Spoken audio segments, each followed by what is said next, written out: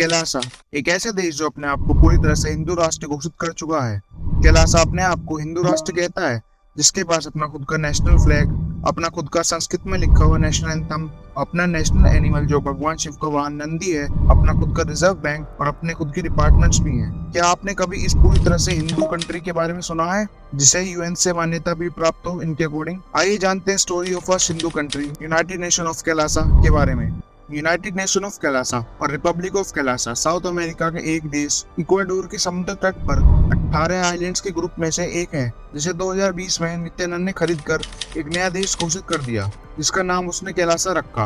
और इस हिंदू देश को बनाने के पीछे का कारण उसने बताया कि वो हिंदू के लिए एक ऐसा देश बनाना चाहता है जहाँ वो सनातन धर्म की हजारों साल पुरानी सभ्यता और संस्कृति को दोबारा से जिंदा कर सके और हिंदुओं के लिए एक सुरक्षित देश का निर्माण कर सके। 24 फरवरी 2023 को यूएन की कॉन्फ्रेंस हुई इकोनॉमिक, सोशल और कल्चरल राइट्स के ऊपर जिनेवा में, जिसमें कैलासा कंट्री को एक वुमन ने रिप्रेजेंट करा, जिसका नाम विजय प्रिया नित्यानंद था, जो अपने आप को यूनाइटेड नेशंस ऑफ कैलासा की परमानेंट एम्बेसडर बताती है। केवल नित्यानंद कई ट्वीट करता है जिसमें वो अपने देश को यूएन से रिकॉग्नाइज कराने की बात कहता है। और इनकी वेबसाइट के अनुसार विजय प्रिया नित्यानंद ने इस आइलैंड को यूएस बायलैटरल एग्रीमेंट द्वारा रिकॉग्नाइज करा लिया था यूएन से, पर यूएन इन्हें देश नहीं मानता है। यूएन सिर्फ 193 कंट्रीज को रिकॉग्नाइज करता है, जिसमें कैलासा का नाम नहीं है।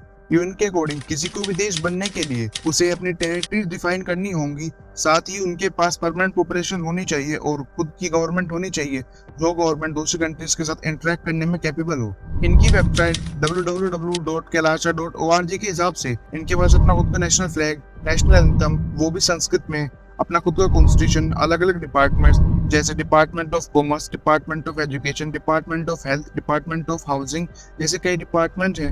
और इनके पास अपना खुद का रिजर्व बैंक और अपनी खुद की करेंसी भी है। इस सो कॉल्ड कंट्री को फुल फ्लैश कंट्री बनाने का पूरा प्रयास करा जा रहा है इसके स्थापक नित्यानंद द्वारा। अब सवाल ये है कि आखिर नित्यानंद है कौन जो अपना खुद का हिंदू राष्ट्र बनाने का दावा करता है?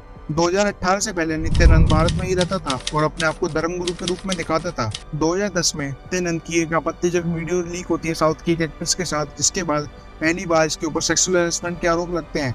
इसके बाद एक अमेरिकन सिटीजन इसके ऊपर रेप चार्जेस लगाती है और साल 2019 में तमिलनाडु के एक परिवार ने नित्यानंद के ऊपर अपने 4 बच्चों को किडनैप करने का आरोप लगाया। जब इसके ऊपर लगे आरोप सिद्ध होने लगे थे, ये 2019 में देश छोड़ के भाग गया और लापता हो गया। फिर 2020 में सोशल मीडिया के माध्यम से नित्यानंद ने अपने खुद के हिंदू देश का ऐलान करा और अपने हिंदू समर्थकों को अपने आइलैंड पर इनवाइट करा। ये आइलैंड उसने अपने अमीर समर्थकों की मदद से लिया था। अब आपके मन में सवाल आ रहा हो कि जब कैलासी कोई देश ही नहीं है तो इसे यूएन में इनवाइट क्यों करा गया? इसका आंसर खुद यूएन ने दिया। बताया कि उन्होंने प्रिय नित्यानंद को एक अमेरिकन होने के नाते बुलाया था ताकि वो अपने ओपिनियन रख सकें सोशल और कल्चरल राइट्स के ऊपर। इसका पूरा कंक्लूजन ये निकलता है कि कैलासी कोई देश नहीं है बल्कि एक प्राइवेट आइलैंड है जिसे नित्यानंद चलाता है। आज की वीडियो के लिए बस इतने। अगर आपको वीडियो पसंद आई है तो वीडियो को लाइक करके चैनल सब्सक्राइब कर लें। मिलते हैं नेक्स्ट वीडियो में, तब तक के लिए जय हिंद।